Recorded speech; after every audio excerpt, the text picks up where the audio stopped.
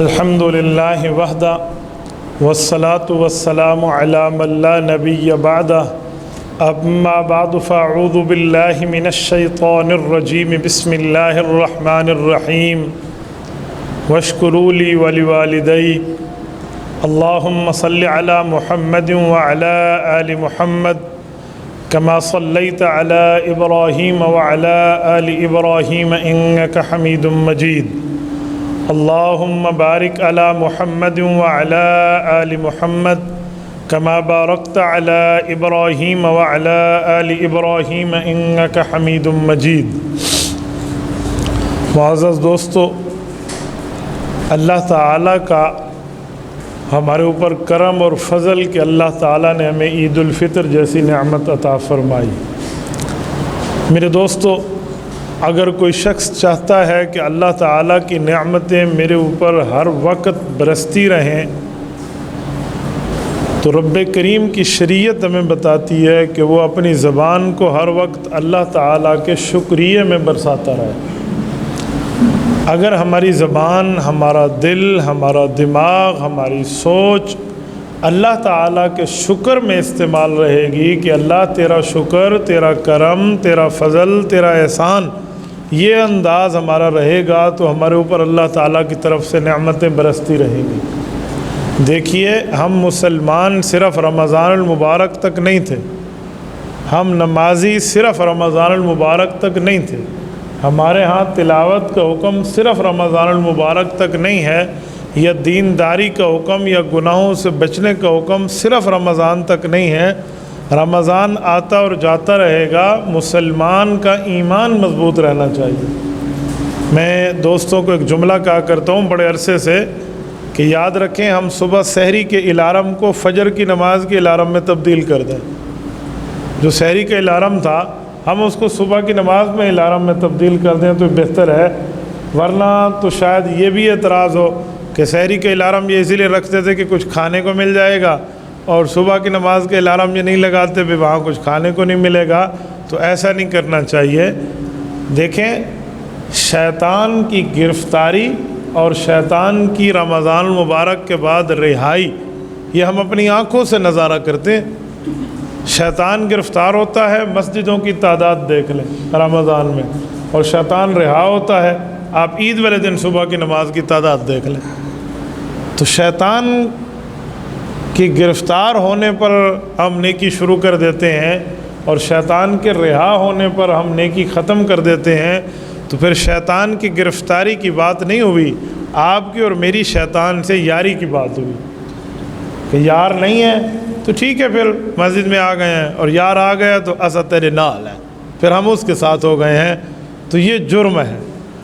اللہ رب العزت کا کرم ہے، اللہ نے ہمیں ایک رمضان دیا ہے، اللہ نے کرم کیا، ہمیں عید الفطر جیسی عبادت دی۔ آپ کو پتہ ہے عید الفطر، میں آپ کے سامنے بات کر رہا تھا کہ جب بندہ گھر سے نکل کے مسجد کی طرف آتا ہے تو اس راستے میں اسے پتہ نہیں ہوتا، عیدگاہ آتے آتے اس کے گناہوں کی مغفرت ہو جاتی ہے، اور رب کریم اس پر فخر کر رہے ہوتے ہیں فرشتوں کے سامنے۔ تو کتنی بڑی نعمت ہے، اور یقیناً رمضان المبارک میں مسلمان کی مغفرت ہو جاتی ہے۔ یہ جو عید کی خوشی ہے یہ اس مغفرت کی خوشی ہے کہ دیکھو ہم گناہوں سے پاک ہو گئے۔ میرے ایک دوست ہیں، وہ مجھے بتانے لگے کہ عید الفطر کی نماز میں نے پڑھی تو نماز کے بعد خطبے میں کہہ رہے تھے، پتہ نہیں دعا میں کہہ رہے تھے کہ میری آنکھوں میں اتنے آنسو آئے، مجھے بغیر کسی وجہ کے رونا آیا، بس اللہ کو یاد کر کے۔ میں نے اسے کہا کہ یہ فرشتوں کے مصافحے کا اثر ہے۔ حدیث پاک میں ہے کہ فرشتہ مصافحہ کرتا ہے، ہاتھ ملاتا ہے مسلمان سے۔ اس ایمانی کیفیت جب بندے کی پیدا ہوتی ہے نا فرشتے کے مصافحے میں، تو خود بخود آنکھوں میں آنسو آ جاتے ہیں، دل ڈر جاتا ہے، اللہ کی یاد آ جاتی ہے۔ تو یہ وجہ ہے۔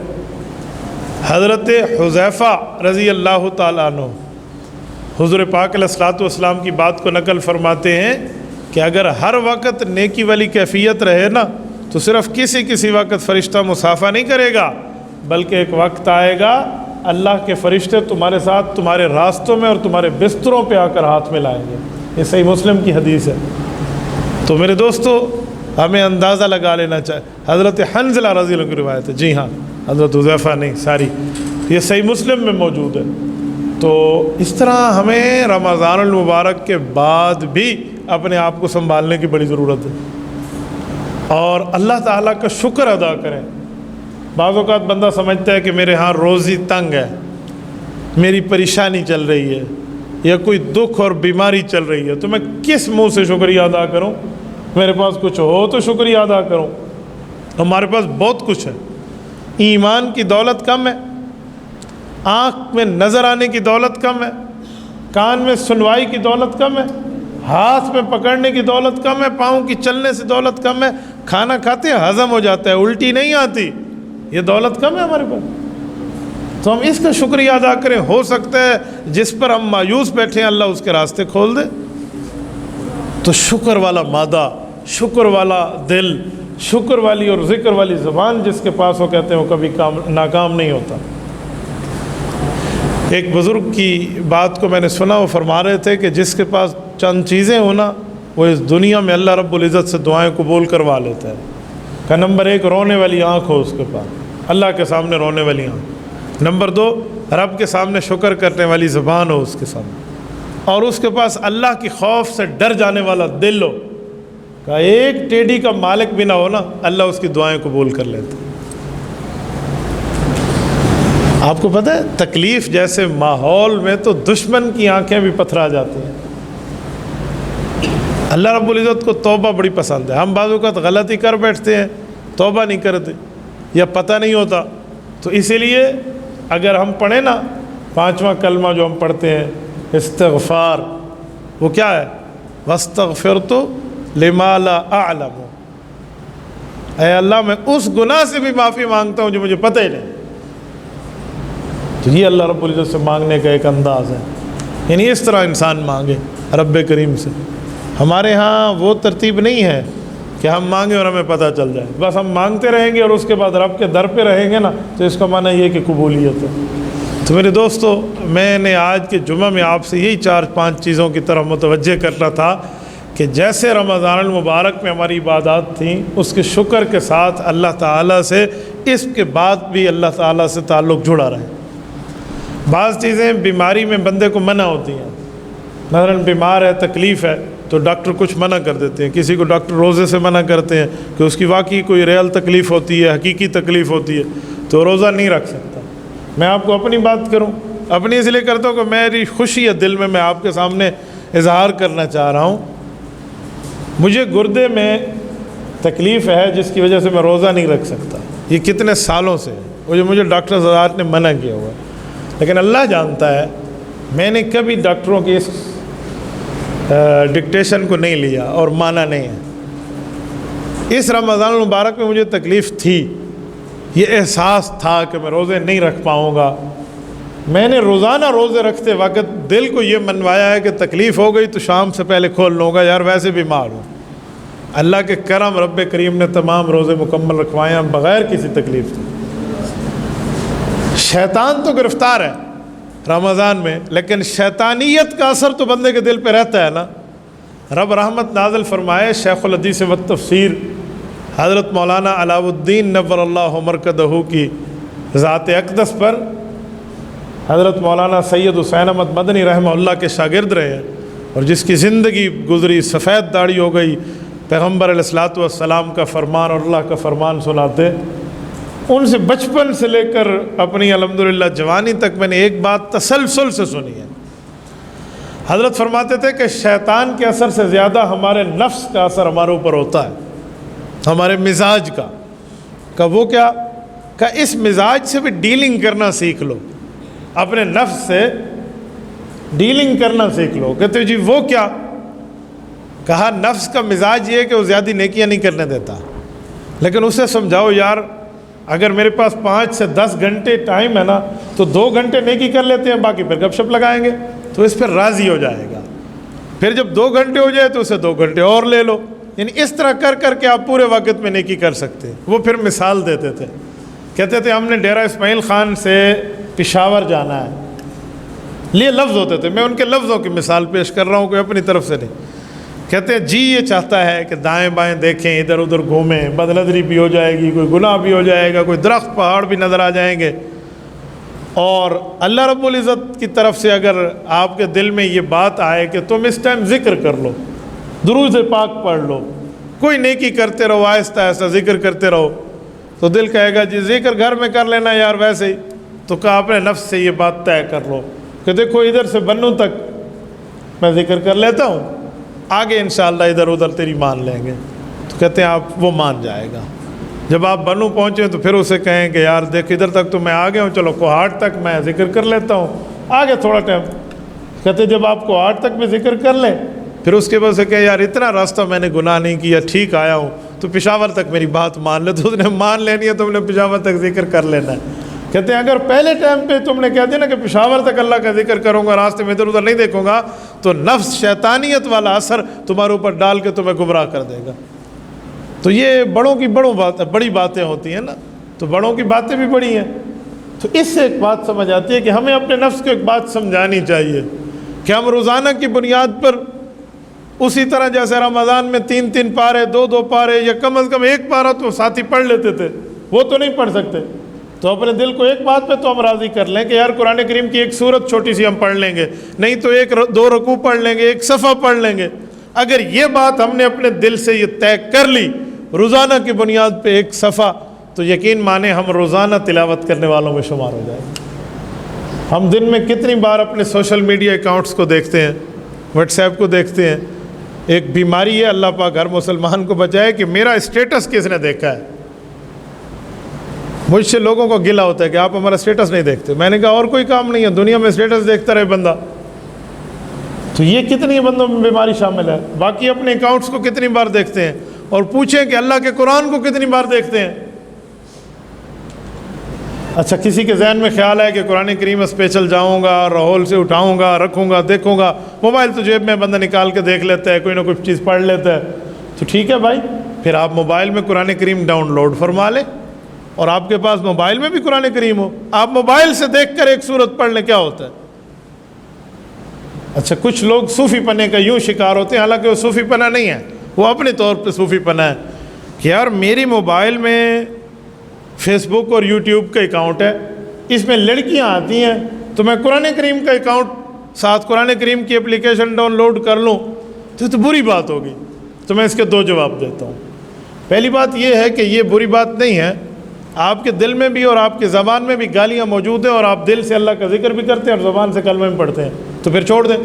تو آپ جواب دیں گے کہ جب میں گالی دے رہا ہوتا ہوں تو تلاوت نہیں کر رہا، اور جب تلاوت کر رہا ہوتا ہوں تو گالی نہیں دیتا۔ تو بھائی جب ہم نے قرآن کھولا ہوتا تو ہم لڑکیاں نہیں دیکھ رہے ہوتے، اور جس وقت آپ لڑکیاں کھولی ہوئی ہیں نعوذ باللہ، تو اس وقت آپ نے تلاوت کے کلام پاک کی اپلیکیشن بھی نہیں کھولی ہے۔ ایک جواب تو یہ ہے جو اصولی اور حقیقی جواب ہے، اس پر کوئی گناہ بھی نہیں ہے۔ اور دوسرا جواب یہ ہے کہ آپ نے ضروری لڑکیاں دیکھنی ہیں، اس کو ڈیلیٹ کر دو، قرآن رکھ دو۔ یہ بڑا مشکل ہو جاتا ہے، پھر یہ بہت مشکل ہو جاتا ہے۔ تو ایسا نہیں ہے بھائی، آپ قرآن کریم کی تلاوت کرنے کے لیے قرآن کریم آپ ڈاؤن لوڈ کر سکتے ہیں موبائل میں۔ قرآن کریم تو ایک بات ہے، میری موبائل میں الحمدللہ رب کریم کا کرم فضل احسان ہے، اللہ پاک اس کو جاری ساری فرمائے، میں کتنے ہزار احادیث کو ڈاؤن لوڈ کیے ہوئے ہوتا ہوں، کتنی تفسیریں ڈاؤن لوڈ ہیں۔ رمضان المبارک میں ہمارا درس قرآن رہا ہے، مجھے نہیں یاد کہ میں نے مصحف اٹھا کر کبھی کسی تفسیر کا مطالعہ کیا ہو، میں نے یہاں سب کچھ رکھا ہوا تھا، یہاں سے دیکھ کر پورے کے پورا میں درس کی تیاری کر لیتا تھا۔ تو بندہ ٹھیک کام میں بھی اس کو استعمال کرے، برے کام میں استعمال نہ کرے۔ تو جتنی بار ہم نے فیس بک اور اپنے اسٹیٹس اور اپنے واٹس ایپ اور اپنے یوٹیوب اور اپنے باقی اکاؤنٹس کو کھول کے دیکھا ہے کہ اس سے 10 بار کم ہم قرآن کو دیکھ لیتے تو کتنی بڑی بات ہوتی۔ تو بس ہمیں ضرورت ہے یہ رمضان مبارک کے بعد پہلا جمعہ ہے خود کو سنبھالنے کی۔ جب ہم خود سنبھلیں گے ہمارے گھر والے سنبھلیں گے، ہماری اولادیں سنبھلیں گی، ہمارے بچے سنبھلیں گے، بیویاں بہن سارے سنبھلیں گے گھر میں، ہم خود کو سنبھالنے والے بن جائیں۔ بس غلطی یہ ہے جب میں بچے کو صبح بیٹا تم نے نماز پڑھنی ہے اور میں سویا ہوا ہوں، وہ کبھی نماز پہ نہیں جائے گا۔ بچے دیکھ کر زیادہ اثر لیتے ہیں، سن کر کم اثر لیتے ہیں۔ یہ جو ہمارے ہاں کہا جاتا ہے نا کہ سنتا نہیں ہے، اس لیے کہ میں کرتا نہیں ہوں، میں دکھانے والا ہو جاؤں تو وہ سننے والا بھی ہو جائے گا۔ تو اس طرح کی ترتیبیں ہوں۔ آج کل صبح میں اٹھنا ہماری عادت بن چکی ہے، مشکل نہیں ہے، عادت ہے۔ ایک انسان کی جو عادت ہوتی ہے نا وہ عادت کم چھوٹتی ہے، اور جب بندہ عادت بنا لیتا ہے پھر عادت بعض اوقات بندے کی چلتی رہتی ہے، پتہ ہی نہیں ہے۔ طبیعت بھی ہے، عادت بھی ہے۔ ہم سانس لے رہے ہیں، ہماری عادت بھی ہے، ہماری طبیعت بھی ہے۔ کبھی کسی نے سوچے کہ 1 منٹ میں بار بار سانس لے رہا ہوں نکال رہا ہوں؟ تو جب ہماری طبیعت میں یہ چیز رچ بس گئی ہے تو ہم شریعت کو بھی طبیعت کے اندر رچا اور بسا لیں، اور صبح نماز میں بھی اٹھے اور باقی نمازوں کی ترتیب بھی ہو۔ تو رب کریم وہی رب ہے جو رمضان میں ہمارا ہے، وہی اللہ ہے جس نے رمضان میں ہم بخشش دی ہے، اور ہم نے اس کی طرف سے دی ہوئی خوشی منائی ہے اور خوشی کی ہے ہم نے عید الفطر کی۔ تو ہمیں چاہیے ہم اسی ترتیب کو پورے سال کی ترتیب پہ رکھیں، ورنہ ہمارے اوپر تانا ہوگا کہ ان کا یار گرفتار تھا، ٹائم پاس نہیں ہوتا تھا، یعنی شیطان گرفتار تھا تو مسجد آ جاتے تھے، یار باہر آ گیا تو اس کے ساتھ یاری لگا کے بیٹھے ادھر نہیں آئے، تو ایسا نہ ہوگا۔ ہم نے جتنا شیطان کے کہنے پہ گناہ کرنے نا، قرآن کریم کی آیت ہے سورۃ حشر کی، شیطان کل قیامت میں جب پیش ہوگا نا، اور یہ ساری لائنیں پیش ہوں گی ہماری کہ یہ اس کے کہنے پہ گناہ کرتے تھے، وہ کہے گا انی اخاف اللہ، مجھے تو اللہ کا ڈر تھا، میں نے کوئی تمہارا ہاتھ پکڑ گناہ کرایا تھا؟ انی بری، میں تو تمہارے ساتھ نہیں ہوں، میں اس کام سے بری ہوں، اللہ تو ان کو پکڑ۔ تو جس کے کہنے پہ گناہ کی ہے، جس کے اکسانے پہ غلطیاں کی، جس کی ترغیب پر ہم نے معاملات کیے، وہ کپڑے چھنڈے کے چونڈتے تھے کھڑونا ہے، کپڑے جھاڑ کے وہ ایک کونے پہ ہو جائے گا، میں نے تو نہیں کرایا، تو سارا کیا کرایا ابن آدم کے سر آ جائے گا۔ تو بھئی ابھی سے ہی بہتر ہے، ابھی سے معاملات ٹھیک ہے۔ وہ کہتے ہیں نا کہ شیطان کے ساتھ ایک بزرگ کی ملاقات ہوئی تو انہوں نے کہا شیطان اگر میں تم سے یاری لگاؤں تو کن کن چیزوں سے خوش ہوتا ہے؟ تو کہ شیطان نے اپنی لسٹ سنا دی گناہوں کی، تو اس نے کہا میں اللہ کو گواہ بنا کے کہتا ہوں یہ کام نہیں کروں گا۔ تو شیطان نے کہا میں شیطان لوگوں کو دھوکے دیتا ہوں، لیکن تیری عبادت کی وجہ سے تیرے اوپر کوئی خاص اللہ کا فضل ہے تو مجھے دھوکہ دے گیا۔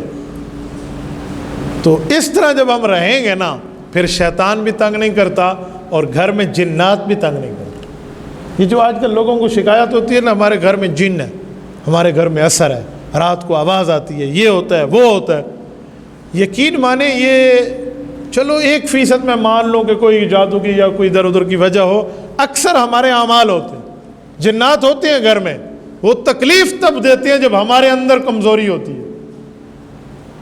ایک انسان جہاں بیٹھے ہو نا وہاں 9 جن بیٹھے ہوتے ہیں، کیونکہ 9 گنا ہم سے زیادہ ہیں۔ جہاں 2 انسان بیٹھے ہوں وہاں 18 جن ہیں، جہاں 3 انسان بیٹھے ہوں وہاں 27 جن ہیں، اور جہاں 9 انسان بیٹھے ہوں وہاں 81 جن ہیں۔ تو جن تو بیٹھے ہیں، لیکن کیا جن ہمیں تکلیف بھی دیتے ہیں؟ راہ جاتے ہوئے 4 ٹانگوں والا جانور آپ کو تب کاٹے گا جب آپ اسے چھیڑیں گے یا کوئی کام کریں گے، ورنہ وہ تو گزر جائے گا۔ تو جنات تو آنے جانے میں چلے جائیں گے، ہمیں تب تکلیف دیں گے جب ہم کوئی چیز چھیڑنے والی کریں گے۔ پلیتی حالت میں ہم نے اٹھنا بیٹھنا کرنا ہو، آنا جانا کرنا ہو، بات کرنی ہو، کھانے وانے کھانے ہو، پینا ہو ادھر ادھر، باقی معاملات کے چکر رکھ رہے ہوں، ہمیں کوئی پاکی پلیتی کا حیا نہ ہو، تو یہ ہوگا۔ حدیث میں ہے کہ گھروں میں آپ سنت اور نفل جو نمازیں ہیں نا، یہ گھروں میں پڑھنے کی ترغیب آئی ہے، مسجد میں تو فرض ہیں، اگر ہم یہ گھر میں پڑھیں، جنات دیکھتے ہیں کہ یہ نمازی ہے، وہ کبھی بھی نہیں چھیڑتے۔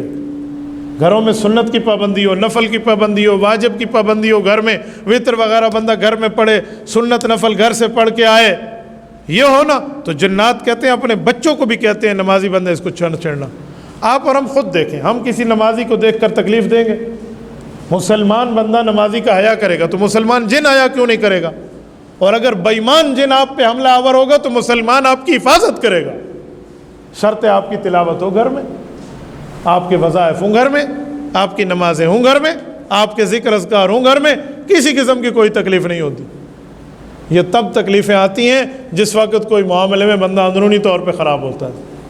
میں کوئی عامل وامل نہیں ہوں کہ میں کوئی آپ کو وظیفے دے رہا ہوں یا بتا رہا ہوں کہ یوں کر لیں وہ کر لیں، مجھے کوئی عملیات کا اتا پتہ نہیں ہے، یہ عملیات والے جانے اور ان کا کام جانے۔ میں آپ کو قرآن حدیث کے نقطہ نظر سے ایک بات کی وضاحت کر رہا ہوں کہ بس یہ چیزیں ہوں نا گھر میں، کسی پیر فقیر پکڑنے کی ضرورت نہیں رہتی جو ہمارے جن کو بھگائیں، یہ کرے اور وہ کرے اور فلاں اور فلاں۔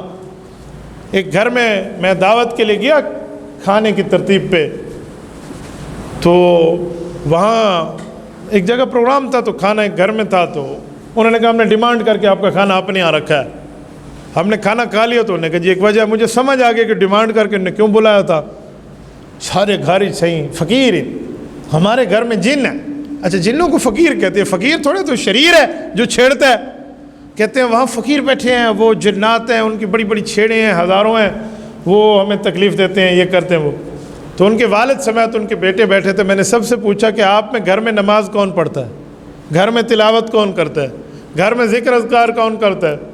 تو نے ایک کا بتایا کہ یہ کرتا ہے. اچھا اس کو جنات سے شکایت بھی نہیں ہے جو گھر میں نمازیں پڑھتے ہیں اور تلاوت، اور نماز سے مراد یہ نفل اور واجب اور سنت، باقی تو مسجد میں بھی نہیں پڑھتے.